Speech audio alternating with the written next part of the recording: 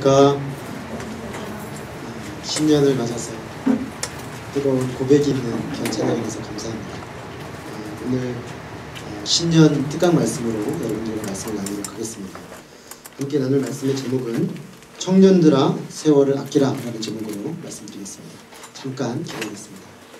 살아계신 아버지 하나님, 2012년 새로운 한 해를 우리에게 열어주시고 우리 귀한 청년들 주님 앞에 모여서 주의 성령 안에서 예수 그리스도 이름으로 주님께 예배하며 한 해를 계획하고 시작하게 하셔서 진실로 감사를 드립니다. 하나님, 저희 마음에 새로움을 주시고 또 기대함을 주시고 특별히 우리에게 선물로 주신 새로운 한 해를 어떻게 열어갈 것인지 이 시간 말씀을 통해서 방향을 얻을 수 있도록 도와주시기를 기도합니다. 주의 성령께서 시정을 주관하셔서 친히 말씀해 주시기를 기도합니다. 예수님 이름으로 기도했습니다. 아멘. 시간은 하나님 우리에게 주신 선물이라고 할 수 있습니다. 시간이라는 것이 얼마나 공평한가 하면 가난한 사람이나 부자나 능력이 있는 사람이나 없는 사람이나 모두 공평하게 24시간을 하나님이 주신다는 것이죠. 그리고 새로운 한 해가 열렸는데 365일 이 시간은 한 사람도 예외 없이 공평하게 하나님이 선물로 주시는 시간입니다. 우리는 이 하나님이 이 선물로 주신 이 시간을 책임 있게 감당할 필요가 있습니다. 그런데 어떤 사람은 이 선물을, 이 시간이라는 선물을 주의 없이 마구 낭비합니다. 어떤 사람은 매우 주의 깊게 이 선물을 통해 의미 있고 가치 있는 그런 삶을 삽니다. 한 해를 시작하는 오늘 첫 주일에 우리에게 주어진 이 시간이라는 선물을 우리는 어떻게 사용해야 하는지 살펴보고자 합니다. 성경을 우리가 보게 되면은 성경은 시간에 대한 메시지로 굉장히 가득 차 있다는 것을 알게 됩니다. 실제로 시간, 또 역사, 이런 개념, 역사 개념이라는 것이 많은 학자들이 어거스틴이라는 신학자에서 나왔다 이렇게 말을 합니다. 그럴 수밖에 없는 것이 기독교는 창조주 하나님이 이 세상을 시간과 공간을 창조하셨다고 말하기 때문에 그렇습니다. 하나님이 시간을 창조하셨고 이 시간을 주관하고 계시고 이 시간 안에 우리가 했던 것들에 대해서 하나님이 최종적으로 평가하신다고 성경은 말씀하고 있기 때문입니다. 그래서 시간에 대해서 굉장히 많은 연관관계를 가지고 믿음은 말하는 것입니다. 우리가 오늘 본문, 특별히 우리가 읽은 이 본문은 그 많은 시간에 대한 하나님의 말씀들 중에서도 우리 청년들에게 특별히 의미가 있다고 할 수 있겠습니다. 왜냐하면 청년의 때는 우리에게 많은 시간이 남겨져 있다라고 생각하게 되는 그런 시간이기 때문에 아직 내 삶이 많이 남겨져 있다, 아직 나에게는 많은 기회가 있다, 이런 생각을 합니다. 보편적으로 타당한 이야기겠죠. 지금 우리 김신희 형제님 여기 있는데 앞으로 적어도 50년은 살겠죠. 그죠? 한국 남성 평균 나이 살면 50년. 그러니까 아직 많이 남았구나, 내 인생이. 그죠? 그러니까 좀 시간에 대해서 어떻게 보면은 좀 루즈해지고 이렇게 쓰든 저렇게 쓰든 가능성이 많으니까 얼마든지 가능하다, 이렇게 생각할 수가 있는 것입니다. 그러다 보니까 자칫 잘못하면 청년의 때에 이 시간을 낭비하거나 허비하기가 매우 쉽습니다. 오늘 말씀이 우리 청년들에게 2012년 중요한 방향이 되기를 간절히 기도합니다. 첫째로 오늘 바울은 주의하여 지혜 있는 자가 되라고 말합니다. 사도 바울은 우리가 어떻게 행할지를 자세히 주의하라 이렇게 권면하고 있습니다. 그런즉 너희가 어떻게 행할지를 자세히 주의하여 지혜 없는 자같이 하지 말고 오직 지혜 있는 자같이 하라.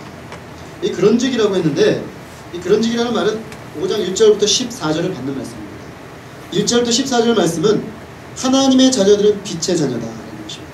그런데 이 세상은 어둠이 있기 때문에 어둠에 대항해서 빛의 자녀답게 살아라. 그런즉 너희가 빛의 자녀답게 살아야 하므로, 그렇게 빛의 자녀처럼 살려면 어떻게 해야 되느냐? 주의하여 지혜 있는 자가 되는 것이죠.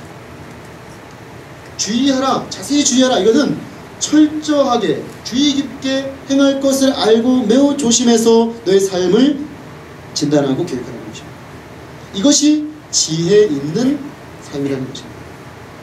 지혜 있는 사람은 함부로 막 살지 않습니다.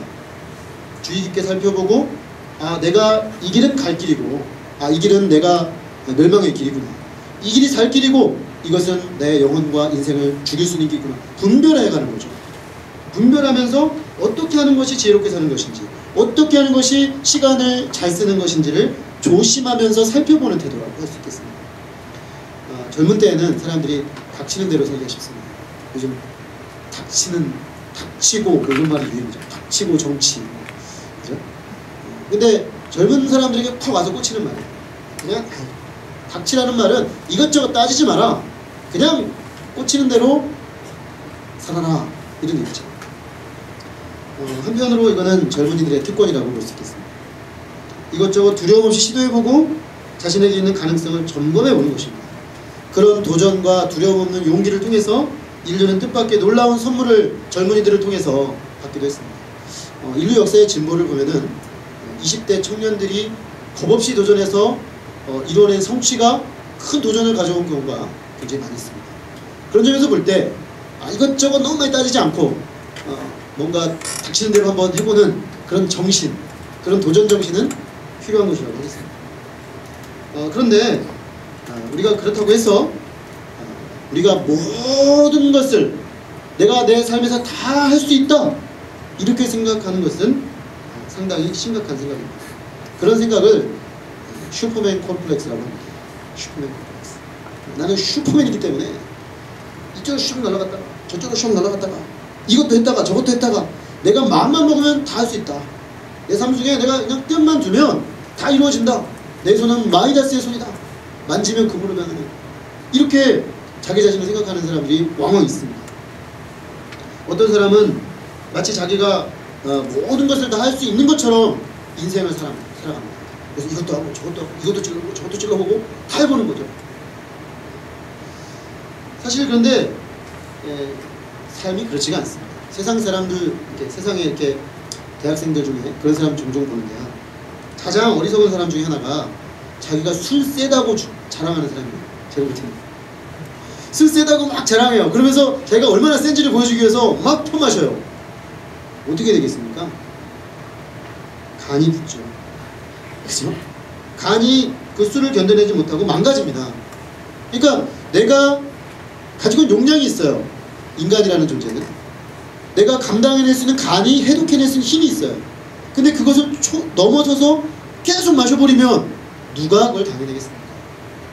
사실은 저희 집안이 대대로 술 잘 마시는 집이에요.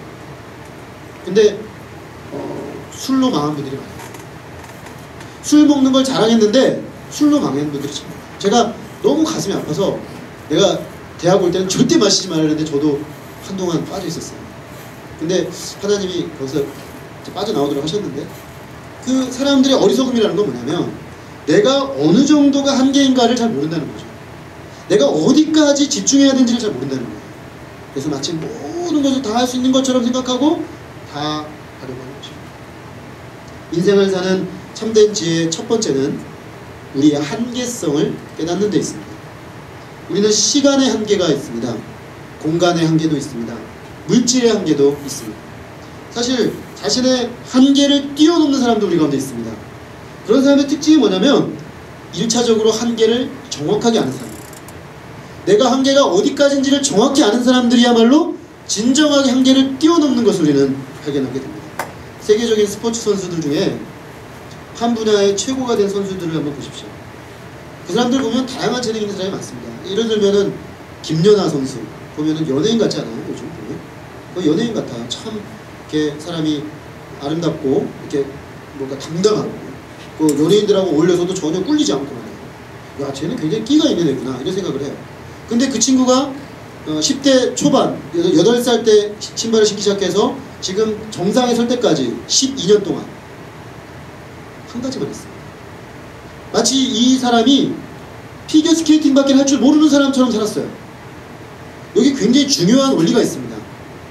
사실은 이 사람 안에 다양한 재능과 가능성들이 있지만 그녀는 마치 어떤 한 가지밖에 할 수 없는 사람인 것처럼 자신의 재능과 모든 가능성을 집중했다는 것입니다.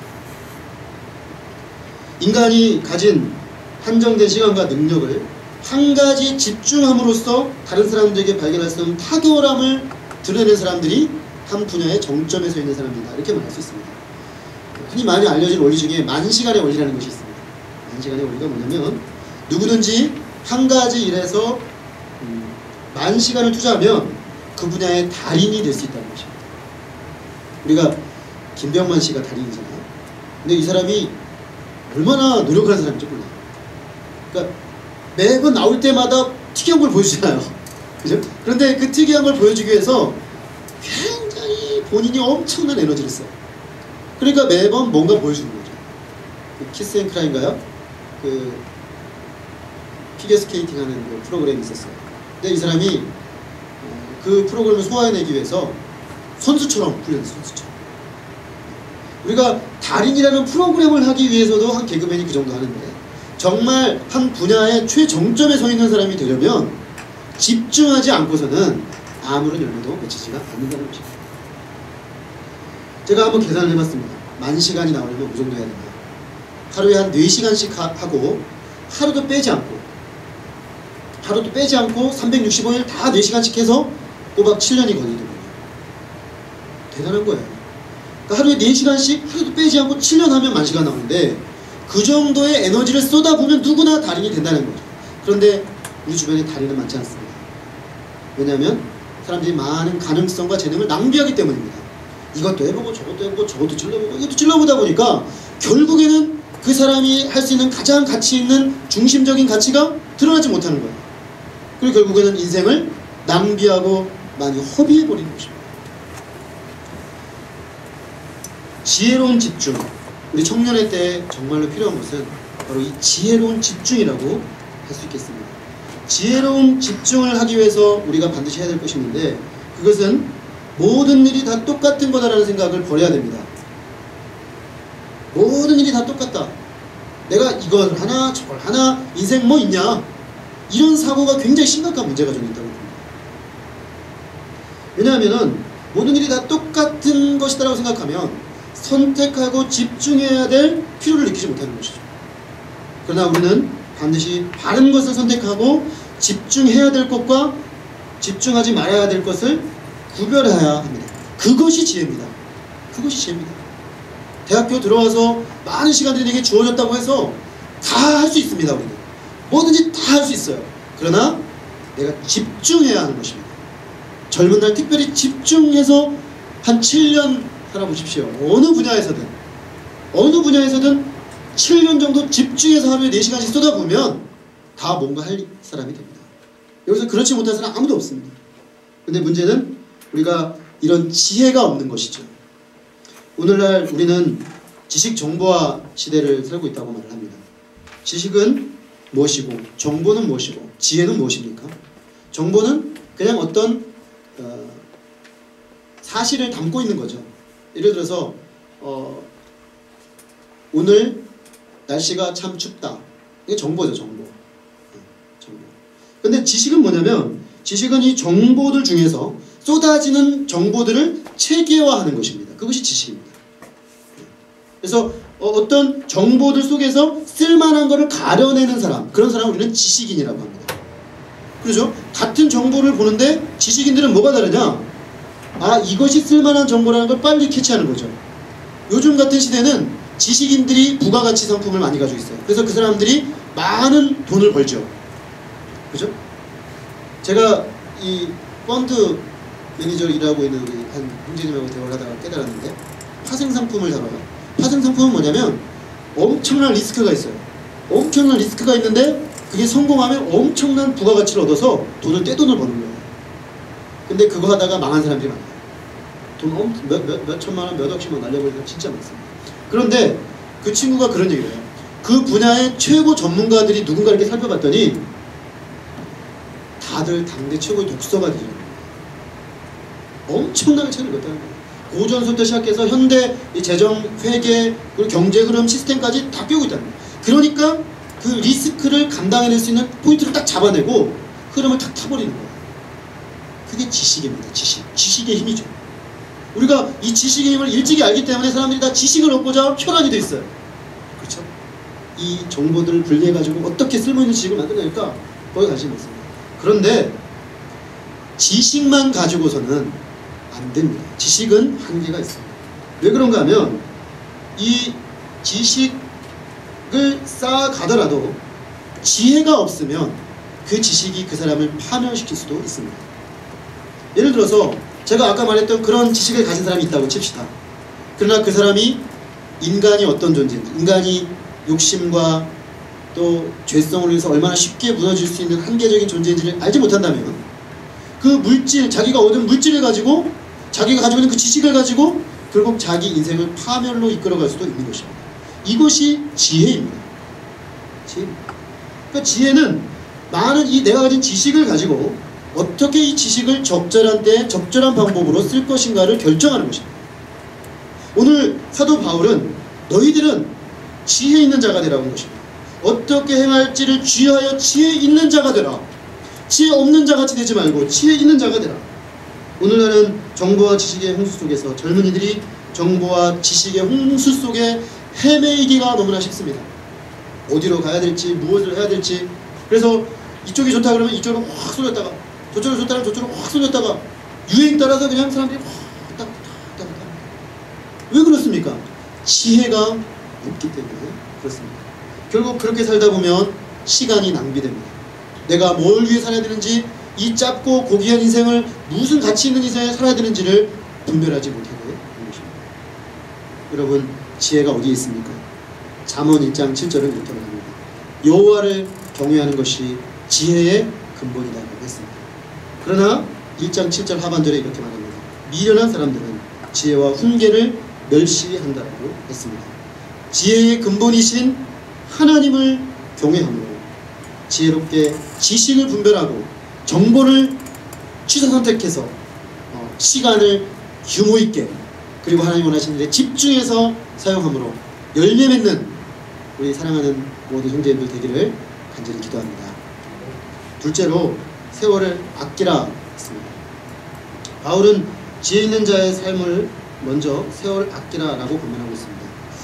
세월을 아낀다라는 것은 어떻게 하는 것입니까? 이 말의 그 본래 헬라어 말을, 단어를 이렇게 분석을 해보면 무슨 의미냐면 구속하다. 구속한다는 것은 결박한다는 뜻이 아니고 오히려 반대 뜻입니다. 돈을 주고 어떤 사람을, 물건을, 사람을 사는 것입니다. 대속이라는 표현을 쓰죠. 구속하는. 그 다음에 산다라는 뜻이 있습니다. 대가를 지불해서 해방시킨다. 그래서 아낀다는 말은 그런 의미입니다. 그러면 세월을 아껴라는 말은 세월을 구속해라. 그래서 기회를 얻어라. 그래서 대가를 지불하고 해방시켜라. 이런 의미입니다. 시간을 다른 방향으로 사용하라는 것이죠. 시간을 돈을 주고 산다라는 것입니다. 시간을 돈을 주고라도 사라. 어떻게든 시간을 확보하라. 이 의미입니다. 너의 시간을 가치 있는 일에 쓸 수 있도록 애써라. 이렇게 말하는 것입니다. 그래서 기회를 얻어서 이렇게 대가를 지불해서 해방시킨다. 라는 것이죠. 그런데 이 말이 잘 안 들어오신다면 시한부 선고를 받은 사람을 한번 생각해 보십시오. 얼마 전에 시각장애인으로 장애를 극복하고 세계적인 인물이 된 강영우 박사님께서 시한부 선고를 받으셨다는 기사를 제가 보았습니다. 이분은 장애인 최초, 시각장애인이죠. 15살 때 공에 눈을 맞아가지고 망막박리, 그러니까 시력을 잃었습니다. 그래서 장애인이 됐는데 자살하려고 했었는데 옆에서 나중에 아내가 된 분이 이대생이었는데 누나였는데 그분이 도와주면서 회복이 되고 하나님의 말씀을 영접하게 되면서 마음에 빛이 생겼습니다. 그래서 열심히 공부를 해서 최초로 연세대에 장애인으로 들어갔습니다. 그리고 졸업할 때 장애인임에도 불구하고 차석으로 졸업을 하고, 이분은 다 최초예요. 최초로 미국에 유학을 가서 최초의 장애인 박사가 됩니다. 그리고 부시 정부하에 장애인 차관보라는 게 뭐냐면 그 해당 분야의 정책을 가장 강력하게 대통령에 건의했습니다. 이 사람은 미국의 장애인 정책을 좌지우지했던 어떤 중요한 안건들을 다 이 사람이 냈던 사람입니다. 굉장히 탁월한 사람입니다. 훌륭한 사람이죠. 그런데 이분이 이제 나이가 많이 드시고 몸이 이제 다 망가지신 것 같아요. 그래서 우연히 한국에 집회를 나왔다가 검사를 했는데 췌장암이라는 게 발견됐습니다. 이자죠, 이자. 췌장이라는 게. 근데 이 췌장암이라는 것은 암 중에서 가장 고치기 어렵습니다. 진행이 됩니다. 게다가 말기면 거의 100% 사망을 했었습니다. 그래서 이분이 췌장암 선고를 딱 받고 나서 의사가 뭐라 하냐면 한 달을 넘기게 했다. 얼마나 청천벽력 같은 이야기입니다. 아직도 할 일이 많아서 여기저기 집회를 다니려고 계셨는데 한 달 남았다. 기가 막힌 노릇 아니겠습니까? 이 시한부 선고를 받은 이때 여러분이라면 어떻게 하겠습니까? 그 한 달의 시간을 어떻게 쓰겠습니까? 이렇게 생각을 하면 시간을 산다? 세월을 아끼라? 이게 굉장히 화가 났죠.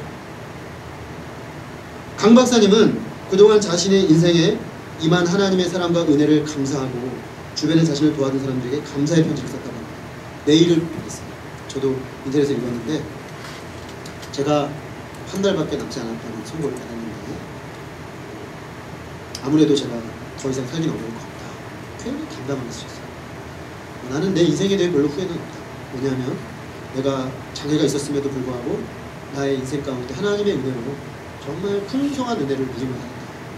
그리고 사실 내가 이렇게 살 수 있었던 것은 내 아내를 비롯해서 주변에 수많은 사람들이 나를 도와줬기 때문이다. 이제 내가 내 인생을 정리하면서 그 모든 사람들에게 감사를 표현하고 싶다. 나로 인해 슬퍼하지 말았으면 좋겠다. 나는 행복하게 살았고 감사한 마음으로 간다. 그동안 나를 돌봐줘서 고맙다. 이렇게 쓰셨어요. 아, 참 인생을 하나도 흐트러 살지 않고 가치 있게 살았던 사람만이 할 수 있는 일입니다. 그리고 그 한 달의 시간을 가장 가치 있게 또한 사용하고 있는 것이라고 하셨습니다. 그는 사랑하는 사람들과 시간을 보내고 인생의 마무리를 아름답게 하겠습니다. 그것이 주어진 마지막 한 달 동안 그가 하기로 했던 선택한 것이었습니다. 참으로 지혜로운 분이다라는 생각을 했습니다. 이 사람은 단순히 세상에 성공한 사람이 아니라 참 지혜를 가지고 있는 사람이다. 왜냐하면 자기의 시한부 삶 속에서 그 시간을 어떻게 쓸 때 가장 가치 있는지를 정확하게 그는 분별하고 있었기 때문입니다. 우리는 다 길이의 차이가 있을 뿐 엄밀하게 말하면 시한부 인생입니다. 여기 중에 시한부 아닌 분 있겠습니까? 50년 시한부, 60년 시한부, 30년 시한부, 혹 기분 나쁘실 수 있지만 재수가 없으면 교통사고로 빨리 갈 수도 있습니다. 그러면 더 짧은 시한부예요. 다 우리는 시한부 인생입니다. 다 우리의 끝이 결정되어져 있습니다. 그 시간은 다가오고 있습니다. 우리 인생들에게 무엇이 소중하겠습니까? 하나님 우리에게 선물로 주신 이 소중한 시간입니다. 이 시간들을 함부로 의미 없이 사용하는 것은 인생을 자기 스스로 파괴시키는 매우 어리석은 행동이라고 하겠습니다. 그런데 많은 사람들이 오늘 바울의 권면하는 것에 정반대로 행동합니다. 다시 말해서 바울은 돈을 들여서라도 시간을 사라고 말했는데 사람들은 시간을 들여서 돈을 얻으려고 합니다. 그렇지 않습니까? 이 소중한 시간을 다 써서라도 돈을 얻으려고 해요. 왜?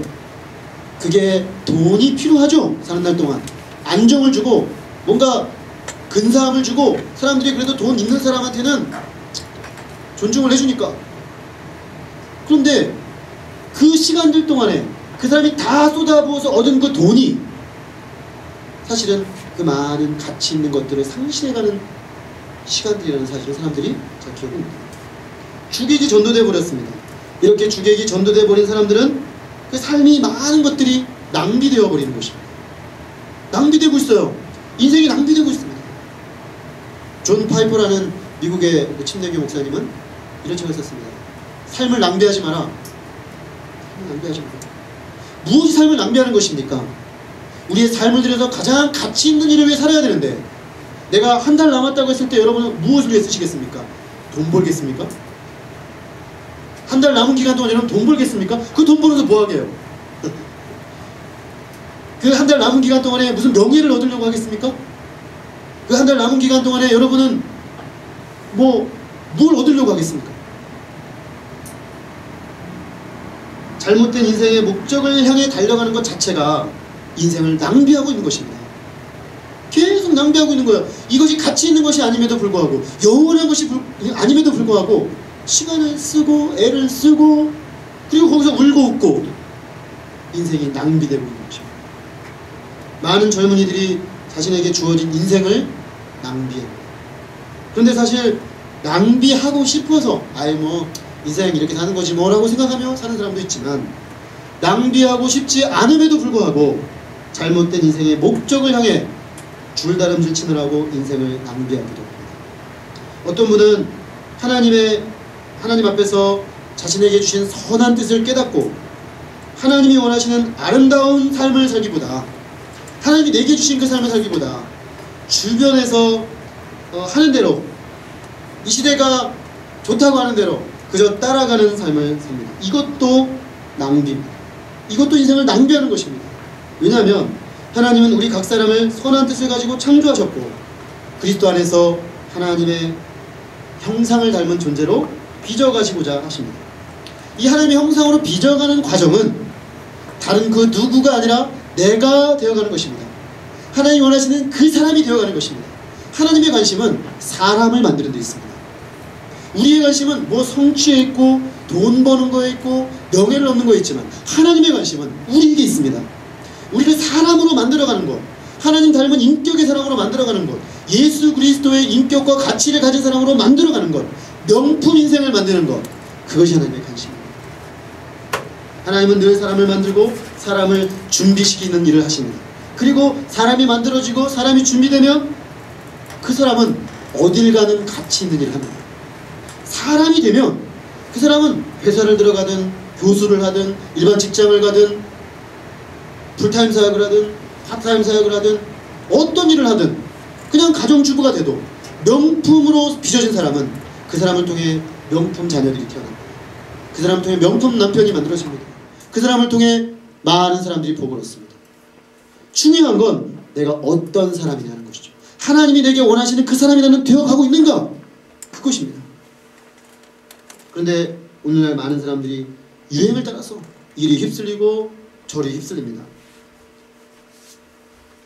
경제적으로 어렵다고 하니까 공무원이 그래도 안정적이라더라.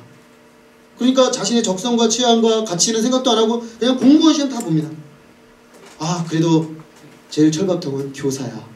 이제 그렇게 생각해서 또 다 교사로 그냥 다 이제 가는 거예요. 국제화 시대인데 국제기구에 들어가야 된다.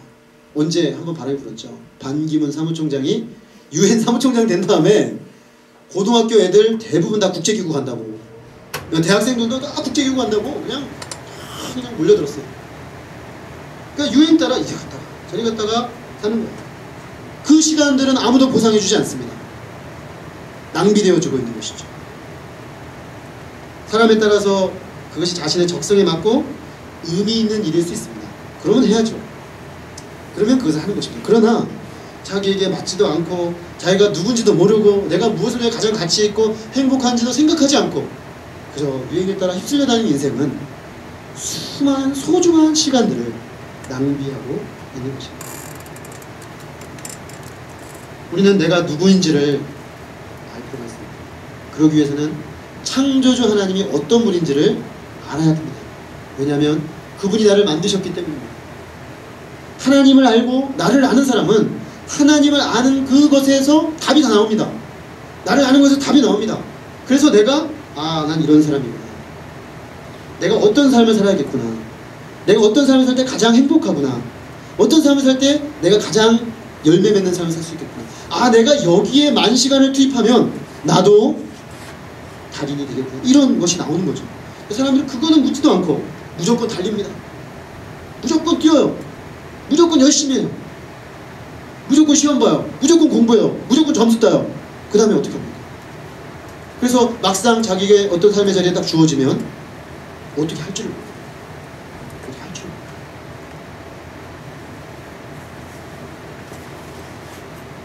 우리가 이것을 선택할 건가 저것을 선택할 건가, 그것은 하나님과 나와의 관계에서 나오는 것입니다. 하나님의 진리에 대한 지식과 나에 대한 지식과 그거에 대한 판단을 통해서 이건 내가 가야 될 길이고 이건 가지 말아야 될 길이라는 판단이 납니다. 그것을 우리가 얻어야만 세월을 아낄 수가 있습니다. 시간을 살 수가 있습니다. 동일한 24시간을 쓰고 동일한 365일을 쓰는데 어떤 사람은 굉장히 보람되고 의미있고 열매 맺는 삶을 사는데 어떤 사람은 돌아봤을 때 허무하고 아무런 열매도 맺히지 않고 헛된 것들로 가득 찬 삶이 될 수가 있는 것입니다. 성경에는 우리가 시간을 낭비하지 않고 집중해서 사용해야 될 핵심으로 두 가지를 말하는 거겠습니다. 우리가 시간을 산다고 했을 때 반드시 잊지 말아야 될 사실, 그건 뭐냐? 사랑하는 것입니다. 무엇을 사랑하느냐? 하나님을 사랑하는 것입니다. 이웃을 사랑하는 것입니다. 계명의 핵심입니다. 지혜 중에 지혜죠. 시간을 산다고 했을 때 우리가 하나님을 가장 사랑하고 이웃을 가장 사랑하는 인생에 우리 인생을 드리면 그 시간들은 사라지는 거예요. 의미 있는 것으로 채워지는 거예요. 그래서 우리가 하나님을 더 깊이 알고 하나님을 더 뜨겁게 사랑하는 일에 우리 시간을 사용하고, 우리 주변의 이웃을 섬기고 돌보고 사랑하기 위해서 우리가 할 일들을 하고 시간을 사용합니다. 그럼 대학생 때 뭔 이웃을 이렇게 도울 수 있겠습니까? 여러분 공부하기도 바쁘잖아요. 이 얘기는 그럼 이웃을 사랑하기 위해서 공부하는 거예요. 공부해서 남 주기 위해서 공부하는 겁니다. 오늘 형진 형제님이 오전에 우리 중등부, 중고등부 아이들을 공부법에 대해서 강의해 줬거든요. 제가 끝나고 들으니까 중고등부가 열광하고 있어요. 도대체 어떻게 했길래 나도 한번 좀 배우고 싶어. 무슨 어떻게 가르쳤길래 애들이 막 이러면서 이거 뭔가 다 잡았대요. 우리 수아가 그런 얘기를 했어요. 뭔가 잡혔대 자기가. 도대체 뭘 가르쳤길래? 네? 근데 제가 가만히 생각해보니까 얼마나 귀해요. 이 친구가 자기가 가지고 있는 노하우, 공부하고 있는 공부의 노하우를 그저 돈벌이에 쓸 수 있거든요. 이 잘 나가는 분이에요. 얼마든지 돈 벌 수 있는데 그 재능을 후배들한테 딱 나눠주니까 행복해지는 거예요. 여러분 왜 공부하십니까? 무엇을 위해 공부하십니까? 공부해서 잘 나눠줍니다. 공부해서 누군가 행복하게 만들어주려고, 공부해서 이 세상이 뭔가 가치 있는 곳으로 변화되게 하려고, 그래서 공부하는 거죠. 그렇게 살아보십시오. 그것이 시간을 아끼는 것입니다. 그것이 세월을 아끼는 것이고 시간을 사는 것입니다. 하나님을 뜨겁게 사랑해 보십시오.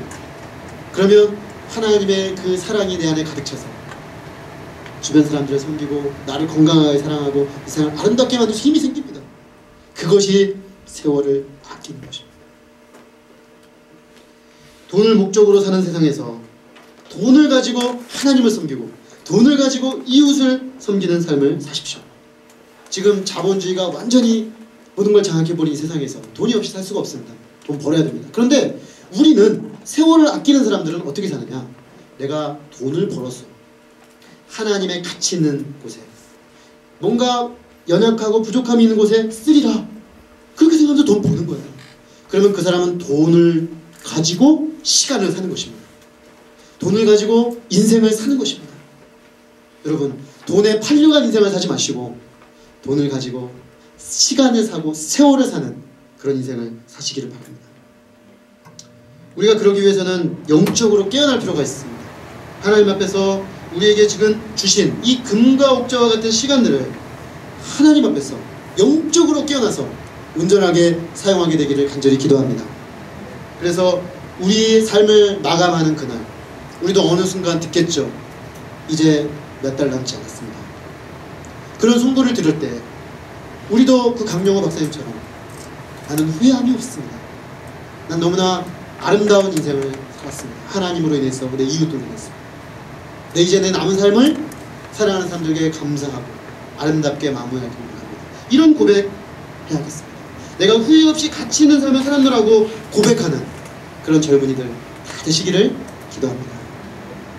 이처럼 우리의 세월을 아끼는 삶을 살기 위해서는 17절 말씀에 어리석은 자가 되지 말고 오직 주의 뜻이 무엇인가 이해하라, 이렇게 말하고 있습니다. 예수님을 믿기 전에 우리는 때로 우리의 이성과 생각이 신앙의 방해가 될 수가 있습니다. 그런 경우를 많이 봅니다. 이성과 사고와 생각을 가지고 하나님을 다 이해하려고 하니까 안 되죠. 왜냐하면 하나님은 우리의 이성과 사고를 뛰어넘는 분이에요. 그러니까 우리의 이성과 사고를 가장 높은 왕좌에 앉혀놓고 이 왕좌에 앉아있는 이성이 하나님마저도 판단하려고 하면 하나님은 결코 우리에게 오지 않습니다. 하나님이 전혀 알아지지가 않습니다. 신앙을 갖는다는 건 뭐냐? 이성을 제자리로 돌려보내는 것입니다. 하나님이 하나님 되시도록 하는 것이죠. 그런데 신앙을 가지고 나서 반대쪽 극단으로 종종 옮겨가는 사람이 있습니다. 다시 말하면 이성이 이제 제자리로 내려오다 못해서 이제 신앙을 가지면 아무 생각 없이 사는 거라고 생각합니다. 맹목적으로 사는 거라고 생각해요. 이성적 활동을 멈춰버리는 것으로 오해하는 사람들이 종종 있습니다. 이성이 왕자에 올라가 있는 것도 문제지만 이성을 버리는 것도 문제입니다. 오늘 17절 말씀에 오직 주의 뜻이 무엇인가 이해하라 라고 했어요. 생각하라. 너의 이성을 작동시켜라. 이런 말이죠. 다시 말하면 우리가 하나님의 진리의 말씀 안에서 건전한 이성을 사용할 것을 권하고 있는 것입니다. 이것을 조금 어려운 말로 계시 의존적 사고라고 합니다. 우리 신자의 사고, 이성은 하나님의 말씀에 의지해서 사고하는 것입니다. 하나님의 말씀을 기반으로 해서 주님의 뜻을 이해하려는 노력을 하라, 이렇게 말하고 있습니다. 특별히 젊은이들에게 이것은 매우 중요합니다. 20대 마지막 여러분들의 세계관이 형성되는 시기입니다. 저 나이쯤 돼도 별로 가치가 잘 안 변합니다. 50대고 60대고 70대 보십시오. 안 변합니다. 그래도 그나마 플렉서블하게 내 인생의 가치관을 형성할 수 있는 시기는 20대, 30대 초기. 그렇다고 한다면 여기서 말씀하고 있는 것처럼 주의 뜻이 무엇인가 이해하라. 성경적 세계관을 탄탄하게 쌓으라는 것입니다. 하나님의 말씀에 기반한 이성적 사고활동을 적극적으로 하라. 그래서 우리의 판단이 하나님의 지혜를 담은 판단이 되게 하라. 그런 세계관을 가진 판단이 되게 하는 것입니다. 오늘 우리의 세계관과 가치관이 올 한 해 또 우리의 인생 가운데서 우리의 미래를 결정하는 그런 내용이 될 것입니다. 우리 한 사람 한 사람이 올 한 해 하나님의 말씀 안에서 건전한 이성을 잘 발휘해서 하나님의 뜻을 깊이 이해하고 성숙해가는 한 사람 한 사람 되시기를 간절히 기도합니다. 특별히 세월을 아껴서 주님이 기뻐하시는 것들로 아름답게 채워가는 2012년 다 되시기를 주님의 이름으로 축원합니다.